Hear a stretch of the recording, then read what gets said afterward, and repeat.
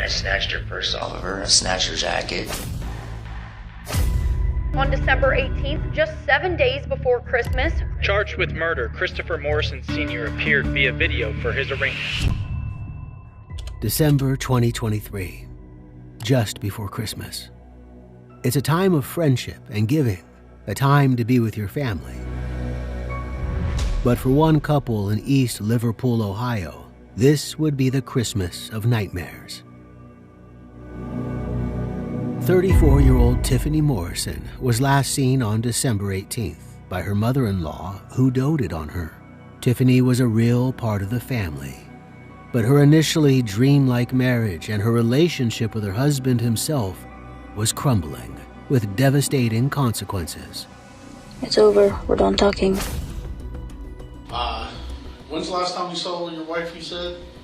Tiffany hadn't been seen for days, and the house in which she, her husband, and his family had built a life together was now a crime scene. What had happened to Tiffany? How had this tight-knit family fallen apart, and why? Teenage sweethearts, multiple affairs, and a shed full of horrors. With exclusive interview and body cam footage, only on the Decoder. This is the tragic story of Tiffany Morrison.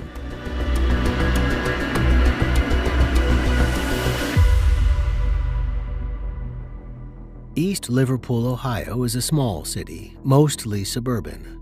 Once famed for its pottery industry, more recently it's been the subject of environmental controversy due to a local toxic waste incinerator. This is the kind of problem that can unite a community. Murder, on the other hand, can fracture a community apart. The Morrisons were long-standing members of this community. Christopher Morrison was 33, while Tiffany was 34. They'd been together since they were both 18. Both of their social media pages were full of happy photos of each other.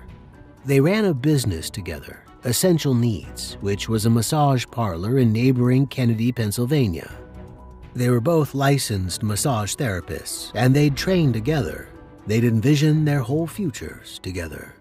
They had 3 children, aged 14, 13, and 10. They got married when Tiffany was pregnant with the youngest child, their son Landon, on March 21, 2013. Tiffany's parents were separated, and her mom lived in Mississippi. As a result, she was much closer to Christopher's family than to her own. 2 years earlier, in 2021, maybe feeling the financial pressures of running a small business together, she and Christopher had moved in with Christopher's parents. They helped with childcare and generally tried to ease any stresses that came with being parents and entrepreneurs at the same time. A year earlier, however, in 2022, Christopher's father died. This left Kay alone, managing an increasingly unruly household with 3 kids and 2 working parents. She and Tiffany were very close. She last saw Tiffany on the evening of Monday, December 18th. Kids are kids, you know. But the last time I seen Tiffany was Sunday night. She came up. I was standing by the Christmas tree. I grabbed her. I kissed her and hugged her and told her I loved her. And she said, I love you too. And she went into the bedroom. Tiffany went into her room, the room she and Christopher shared, to take a shower. And Kay never saw her beloved daughter-in-law again. 2 days later, early in the morning on December 20th, the Columbiana County Sheriff's Office revealed a chilling 911 call, telling them that there was a dead body in a house on Shady Side Road. That house was Kay's house, the house where Christopher and Tiffany lived with their children. In a hectic household, Tiffany's absence had gone unremarked on. It was the Christmas period. The kids were busy with school, their friends, and their hobbies, and Kay had multiple grandchildren to get gifts for. So no one had noticed that Tiffany wasn't around. But someone knew that something awful had happened in that house on the night of December 18th. That someone was Randy Slager, a lifelong friend of Christopher's. He came to the police station with his father, who'd urged him to take what he knew to the police. So what did he know? Randy said that Christopher had picked him up and brought him to his house on the evening of December 17th. He later corrected this and said he'd got the date wrong. It was actually December 18th, the same night that Tiffany was last seen. He said that that night, Christopher took him down into the basement of the house. Kay and the kids were all upstairs at the time. Christopher showed Randy a bullet hole in the shower area, clean of blood. He said he'd shot Tiffany, and he showed Randy a photo of Tiffany on his phone. In it, Tiffany had been shot in the face. Christopher wanted help with disposing of her body, which he'd covered in a tarp and rolled up in a carpet. Initially, Randy refused, but Christopher had a gun. Christopher told him he'd kill everyone in the house, including his 3 juvenile children, if Randy called the police. So Randy helped him take Tiffany's body up the stairs and out into Christopher's Jeep, then into the shed. At this point, it was around 3 a.m. The police then looked into Tiffany's cell records. They showed that the last text message she'd sent had been at 6:50 p.m. on December 18th. Since then, she'd received 13 further texts and not responded to any of them. Randy Slager's story wasn't some hoax. Whatever the circumstances, it seemed clear that something had happened to Tiffany that night. So they got a search warrant for the house. They had Randy call Christopher to pick him up to make sure he wouldn't be in the house at the time, armed and dangerous. His threats to kill his children and his mother were at the forefront of their minds. We got somebody today, supposedly he killed his wife. She's out back, so we've been working on a search warrant. We just got it. We wanted to get him out of the house because he was going to kill all the kids and stuff, he said. He wasn't going to go follow them. So the police detained him in a traffic stop first at 6:10 p.m. on December 20th. How you doing, sir? Good, how are you doing? You have your license, registration, proof of insurance with you? What's your name? Christopher Morrison. Okay. You got your firearm on you? Yes, sir. Where's it at? It's on my belt line. It's on your belt line? Yeah. Hey, do me a favor so we're all safe. Just step out for a second. Sure. Keep your hands on your head because I don't want shot or anything. You know what I mean? Go ahead and turn around here. Just hold tight. I'm just going to place you in cuffs just until I grab your gun.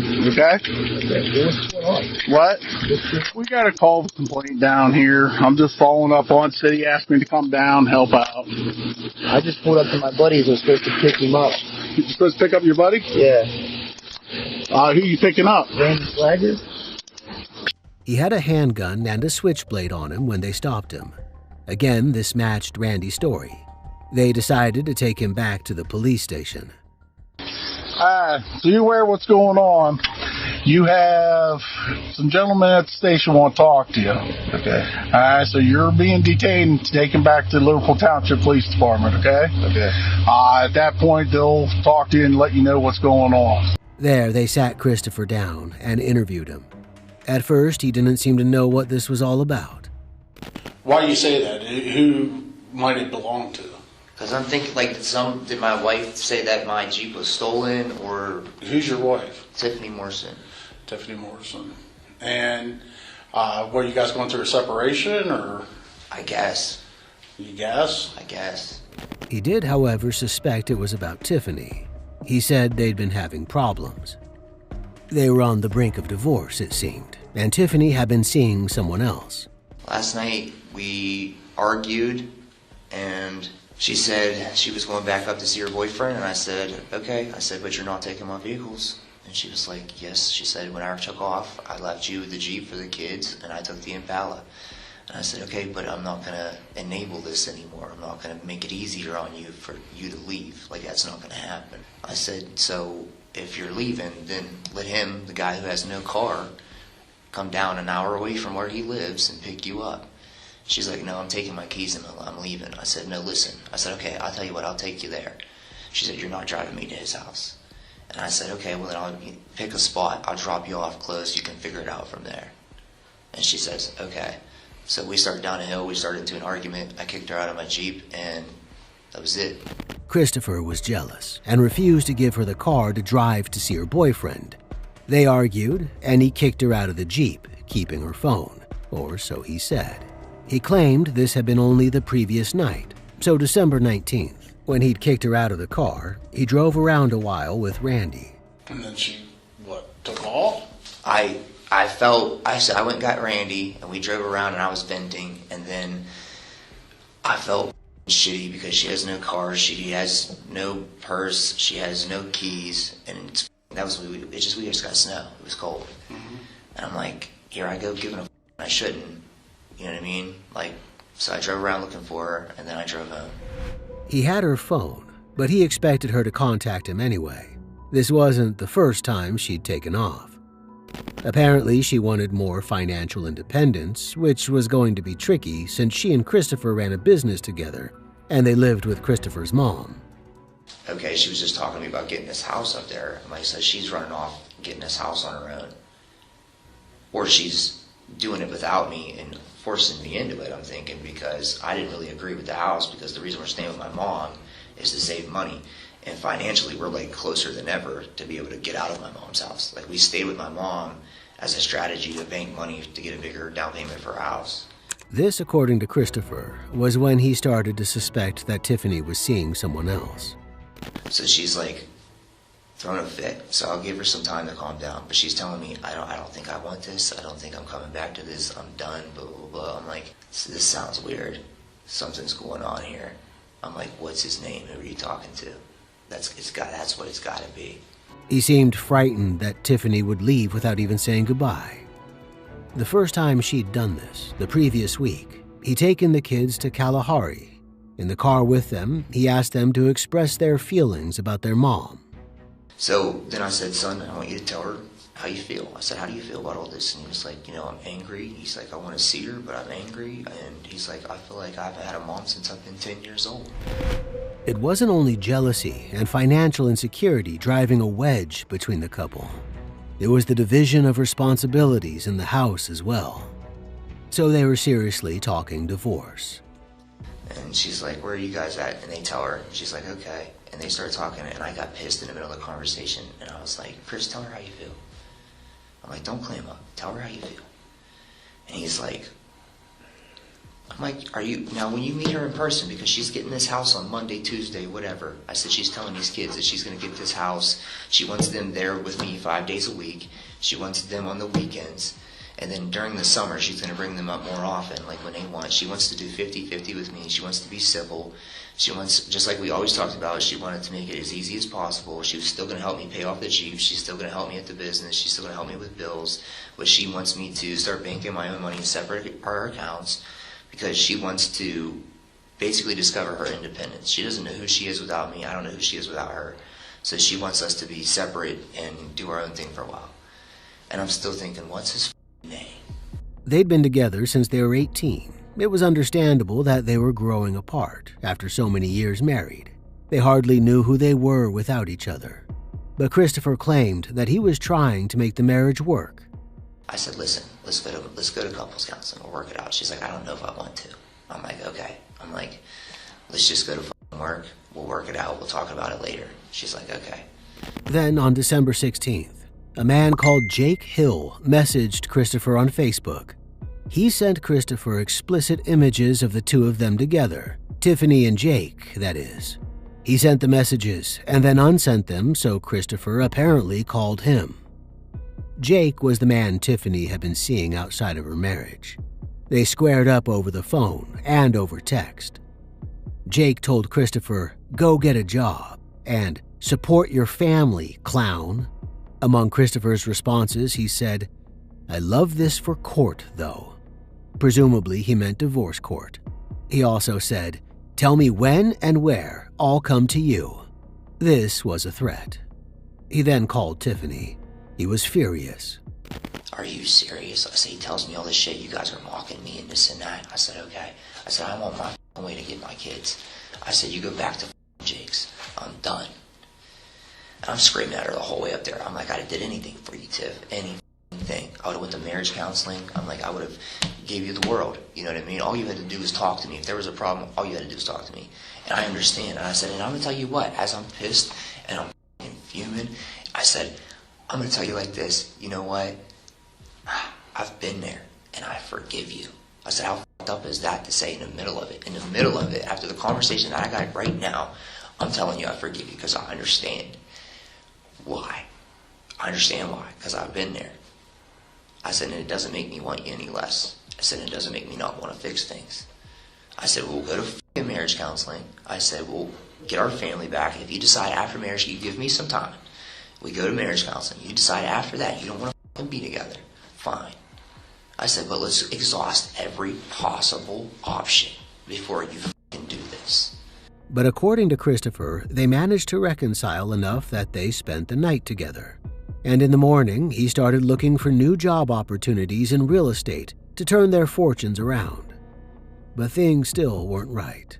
On December 19th, according to Christopher, he confronted her again, convinced she was still texting Jake. He took to pleading with her not to leave immediately. What do you plan on doing tonight? You're not going back to his house. Like, I can't let you do it. Like, I just can't let you do it. She's like, I'm not going back to his house. She's like, I'll stay here. I was like, I'll make your room comfy here. I'm like, but there's no reason you can't come back to mom's. I'll sleep in the basement. I'll sleep on the couch. We don't have to sleep together. I said, if you want boundaries, set them. But it's better than camping up here and going to that dad's house. I said, give us a chance. Give me some time. Let's go to couples counseling and we'll work on it. And if you still want to go, and in the meantime, she says, if I still want to move out, I said, fine, then move out. But I'll get you a house in Ohio. Don't get in PA where you can't see your kids but 2 days a week, and then leave me when my income's going to be cut in less than half, and I'm going to have 5 kids. I'm going to have 3 kids 5 days a week and have to be paying for them the majority of the fucking time, and you're not even going to get to see them and be involved. I said, it's selfish. It's fucking selfish, and no matter how you look at it. If you're trying to teach them the lesson, if you walk away from a bad relationship, then fine, teach them that lesson. But that's not how you do it. You don't run and abandon your kids and just concentrate purely and only think about yourself before Christmas. When this didn't work, he resorted to violence. So she's chasing me around the basement. She's wailing on me, and I'm wrestling, and I'm reading through her shit, and I'm like, I look on Messenger, and I see something about something encrypted, and I hit it, and I start reading through it, and I'm like, wow. I'm like, he's worth losing all of this for. Like, I would have did anything for you. Anything in the world, and you're going to walk away from me for this fucking loser. I'm like, you're going to lose your family. You're going to do all this shit. She's like, Chris, I like talking to him. I'm like, all right. So I shoved her. I did. I shoved her. He was worried he'd hit her head, but he said she seemed fine, just certain that she wanted to leave him, and he agreed to drive her up to Jake's. I woke her up, I'm like, let's talk. So she wakes up, she's fine, no concussion, we're talking. And I go upstairs, and I'm trying to like cool down. I keep going upstairs and taking breaks and going down and coming down. And she's like, I'm dead serious about just getting out. She's like, I just don't think I can even do this. She's like, I don't think I can even stay. I'm like, wow. I'm like, okay. I'm like, so what are you going to do? You going to jump in the Impala and take off, or are you going to leave me the Jeep again? She's like, I'll leave you the Jeep. I was like, okay. So I took her keys, and I was like, I got the keys. I was like, if you want, I'll take you up there. I said, but you're not taking either car. I'm done making it easy on you. I said, he don't have a car, right? I said, tell him to come and figure it out. You're his woman now, right? I said, so tell him to come get you. Figure out how to get there. I was like, I'll take you up there, and I'll drop you off. You're not taking me up there and dropping me off. I'll take you up there halfway, then I'll take you to a certain point. Tell him to meet you there. You can figure it out, call Uber. She's like, okay. This was when they'd had an argument in the Jeep, and he forced her out into the snow. According to Christopher, this was the last time he'd seen her. But given what they'd heard from Randy, the cops wanted to know more about the state of their marriage. He said he'd talked to a divorce lawyer. Okay, he's like, well, what you should do immediately, he's like, file for divorce. He's like, which sucks because it sounds like you want to work on it. He's like, and you don't want to file, I know. He's like, but if you file for divorce, he's like, then you can file for temporary custody. He's like, which will prevent her from being able to take your kids and flee. And I was like, okay. I was like, I'll get back to you about that. I'm like, how much is that going to cost me? He's like, it's going to be $3,300. And I'm like, again, with the money, like, this is not the time. This is not the time. And if she's leaving, I don't want to spend that money. Let her pay to file. I'm not the one who wants to divorce anyway. So I'm going to have these 3 kids. Why am I spending any money that I got? Divorce was going to be expensive, and they were already struggling for their finances. Tiffany had taken a second job in a factory, and Christopher was apparently considering this real estate thing. Pressure on the couple had been mounting, and it wasn't surprising that they'd reached a breaking point. But most couples, when they reach a breaking point, just split up, and it can be messy, but it's not usually violent. Christopher was pretending he was a different kind of husband, the kind who'd be upset, not violently furious at his wife's lack of interest in their life together. He'd admitted to hitting her, but nothing else. The problem was, back at his house, the cops were executing a search that showed the exact opposite to be true. Inside his house, they found trash bags, a loose piece of shower surrounded with a bullet hole in it, a matching bullet behind the shower stall, and a suspiciously red stain on the floor. These were all the hallmarks of a murder, just missing the body. So far, everything matched what Randy had told them, not what Christopher had claimed. And in the shed, just like Randy said, they found Tiffany's body. Or rather, they found a rug rolled up around several black trash bags inside a clear tarpaulin. The contents of those trash bags were the stuff of nightmares. Christopher had used a saw to dismember his wife. There were 6 separate trash bags containing her body parts. She'd been killed by a gunshot wound to the face, just as Randy had described it. The gun hadn't been more than 3 feet from her at the time. Christopher Morrison had killed his wife, and now he was sitting in the police station lying about it. The cops took their findings to him in a second interview that same evening. It was getting late, and he was undoubtedly tired under the mental stress from putting up such a facade. This is when suspects are most likely to slip up, so the investigators first repeated the same questions. When's the last time you saw your wife, you said? He suggested that if she was with anyone, she'd be with Jake, her boyfriend. Maybe she was trying to throw suspicion on a different suspect. But it didn't matter. The reason in here that we brought you in, we have had people over your house. We know you put new lifts on the shed. We know what all happened. So now's the time we need to talk to you. They used a classic interview strategy, telling him that this was his chance to get his perspective out there, to tell his side of the story. But he refused. So what you're saying is you want to exercise your rights? Yes, sir. All right. He said he just wanted to talk to his kids. The same kids, according to Randy, he threatened to kill only 2 nights earlier. But the cops didn't need him to tell them what had happened. The crime scene spoke for itself. They continued to search it for more evidence over the next few days. On December 29th, after Christmas had been and gone with Christopher in jail, they came back and spoke to his mom, Kay. You know, I mean, this is sick. And I got to still live here, you know what I mean? I get it. Let us get done what we need to do. Kay, is it all right to call you Kay? Okay. And we'll give you a copy of the inventory when we're done. Many killers' moms believe in their children's innocence. They feel compelled to. But Kay, who'd been just as close to Tiffany as she was to Christopher, if not more so, had no question about her son's guilt. She was upset less with the constant interviews and warrants being served on her house, and more that her son had done this in the first place. After all, she'd taken him and his family into her house to help them save money, and he'd committed a heinous crime in her own 4 walls, tearing that family apart forever. She wants to know when she can burn the shed.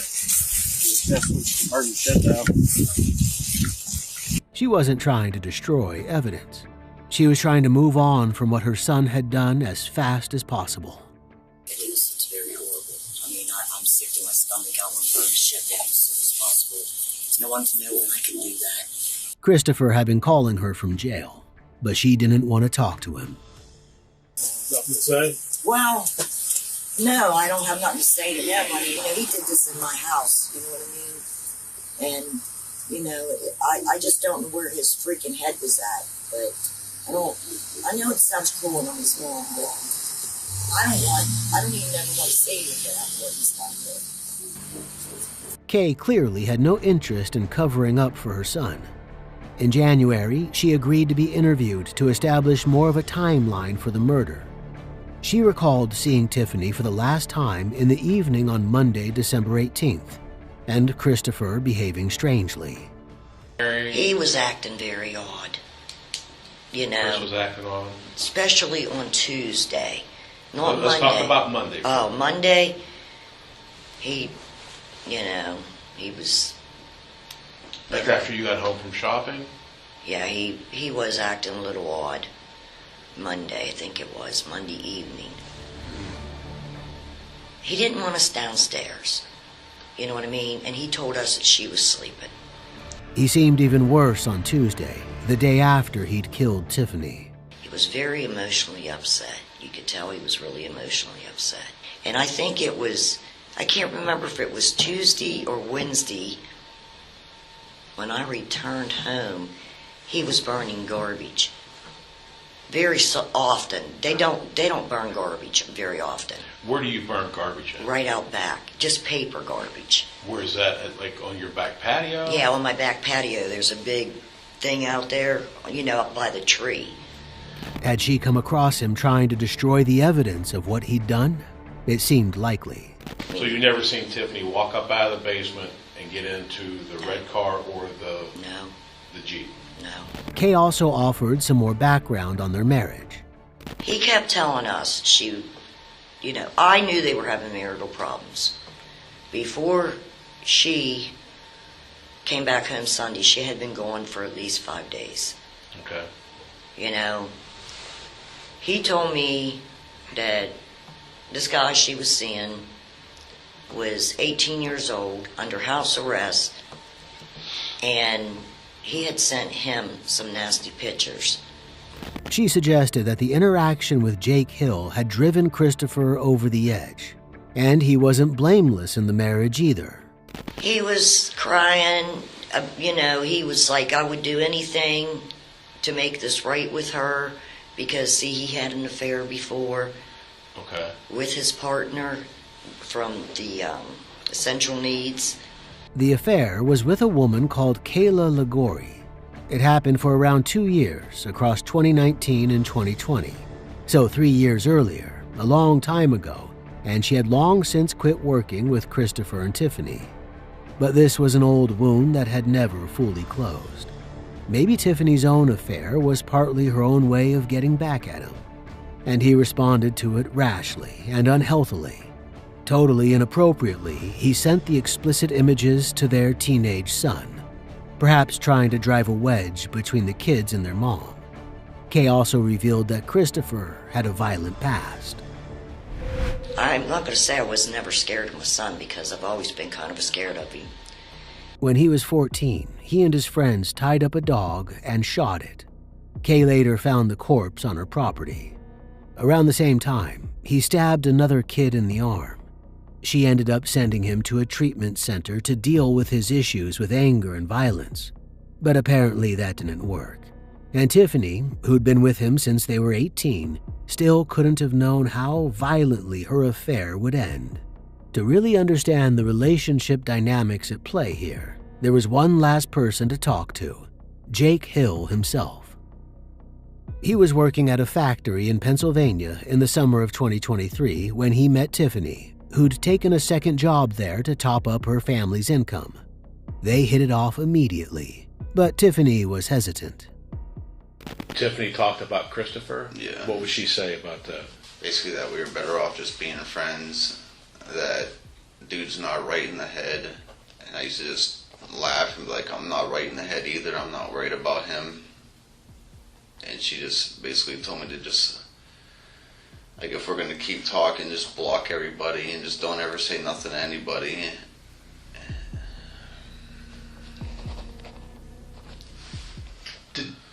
Did she ever express any concerns that she had about the two of you getting into a relationship? How Chris may react to that? That's why she said that we were better off just being friends, because she was, I don't want to say that, I mean, she had to be scared of him to say something like that. She said he was nuts, that he wasn't right in the head. That's all she kept saying, and I just kept pushing it off like I'm not right in the head either. Despite her evident fear of how Christopher would react, she became close to Jake. In November, only months before her death, she began a romantic relationship with him. For those first few weeks, Tiffany felt like she'd escaped the stresses of her fracturing marriage, until just a week before her killing, when her daughter found her text messages to Jake. In these messages, they were discussing the way Christopher treated her. I don't know, I told her like a lot of things, like he didn't like care about you, he just didn't want to see you with nobody else. He's this, he's that, he's manipulative, he just wants to see you stuck, he's just happy where he has you. And she was starting to realize that and starting to open up to that a lot. And she's like, you know what, I think you're right. And she like finally had enough. She like made some soup or something, and he came home and like flipped out and was like, this is greasy, you know, I don't like greasy stuff, this is bullshit, I don't know why you're cooking me stuff like this. And that's when she messaged me and was like, Jake, I think I finally had enough, like just send me your address, I'm coming there. That her daughter had seen these messages created an urgency in their relationship that hadn't been there before. Tiffany had to choose. Christopher, the man she'd loved for 16 years, or Jake, who offered her something new and exciting, an escape from her controlling husband. When she left the house for 5 days, the week before the murder, she stayed with Jake. She told him she wanted to leave Christopher and live with him instead. On December 16th, she was driving back to Jake's after work when she received a call from her daughter, who wanted to have a movie night with her. This was enough to sway her decision. Maybe she felt like she was betraying her family. Maybe the stress of keeping the affair from Christopher was too much. She agreed to come home and sent Jake a video to break up with him. And then, like 45 minutes later, she sent me a video and she said, it's over, I'm done. I'm done. It's over. We're done talking. And I said, what do you mean you're done? Like, are you okay? Is this dude about to hurt you? What's going on? And then he sent me the video. I don't know if you guys seen it or not, but he said something about Jake Hill from Newcastle. I'm getting closer, bud. I'll be there soon. We're going to talk about this man-to-man or something like that. Jake didn't respond well to Tiffany's choice. He started drinking, and that night he sent Christopher the explicit images over Facebook. The ensuing fight upset Tiffany deeply. She didn't want to be with either of them, and she started talking about leaving Christopher and getting her own apartment. But both of them, Tiffany and Jake, were scared. Christopher had threatened Jake and hit Tiffany. I told him stuff like, it's like all bunched together. Like, I was drunk. I was very drunk. I basically told him, like, you can't play a game with a woman like Tiffany forever and think the game isn't going to come back and play you, that somebody's not going to come along and treat Tiffany how she's supposed to be treated. And he said, that's fine, Jake, because the game's over. And when he said that is when I dialed the police department number, and I just never called. You said you dialed the number or you looked the number up? I had it dialed into my phone. I just never hit the green call button. Did Tiffany believe that he would come to hurt you or her? Yeah, that's from the very beginning. She had concerns about that. That's why she said we're better off just being friends. Like, he's not right in the head. Jake's last contact with Tiffany was on Sunday, December 17th. They fought again over text, and he would never hear from her again. She didn't come into work on December 19th, and when he contacted her father, he hadn't heard from her either. Little did any of them know that she was already dead. And if Christopher had his way, he would have killed Jake too. In the days around Tiffany's death, Jake bought a gun for his own protection. Christopher had made a Facebook post asking his friends for help finding Jake. Who made, and maybe we asked, but who made the first contact between you and Chris? I did. You did. And I know you don't want to get anybody else involved, but you indicated at some point, what made you decide to go and get a firearm for protection? When the Facebook post was made about, can somebody find me Jake Hill? He works at and the post wasn't even up for 5 minutes, and the comment said, do you want them bagged and gagged, or do you just want them? And that was one of the first indicators where it was like, maybe this guy really isn't right in the head. Jake might have been lucky that Christopher didn't find him. Tiffany, who tried her best to assert her independence in her marriage, and when that didn't work, escape it, wasn't so lucky at all. Christopher was charged with her murder, and during the legal proceedings, including a suppression hearing his defense counsel wanted to use to throw out the recordings of his arrest, he took the stand and incriminated himself. The prosecutor asked, "Were you under a lot of stress because Tiffany Morrison was chopped up in your home?" Christopher said he was stressed because of his business, his 3 kids, and the strain on his marriage. The prosecutor returned, "So the fact that Tiffany Morrison was dead in your shed at your home, that wasn't a stressor for you?" Christopher, making a fatal error for his case, said that it was a stressor. During his interview with the police, he'd kept on saying that he didn't know where Tiffany was, but this suggested he did know, and the prosecutor zoned in on it. He said, "You knew where she was. You shot her, chopped her up, and left her in the shed." Christopher's response? Yes. Following this catastrophic mistake, he had little choice but to plead guilty. So on December 17, 2024, he was sentenced to life in prison with no chance for parole for a minimum of 25 years. At the sentence hearing, the judge had cold words for him. "You called her a bad mom. How dare you? And then you stand up here today and read of someone who was in love with this person. Is that how you treat people you love?" I think the state nailed it. You're a narcissist. It's only about you. Today, he remains in prison in Ohio, while his and Tiffany's kids are being raised by their grandparents, deprived of both mother and father by a brutal, senseless crime. Christopher, when pleading guilty, admitted that he'd killed her to stop her from divorcing him. He couldn't stand the idea of her with Jake, or her with anyone. He didn't see her as her own person. If he couldn't have her, he believed that no one could. Mr. Morrison, you're charged with murder and unclassified misdemeanor. This has different penalties than what I've stated to the group. The penalties with this charge has an indefinite prison term of 15 years to life, maximum fine of $15,000. Do you understand what you're charged with? What do you think about this horrifying story? Let us know your thoughts in the comments below.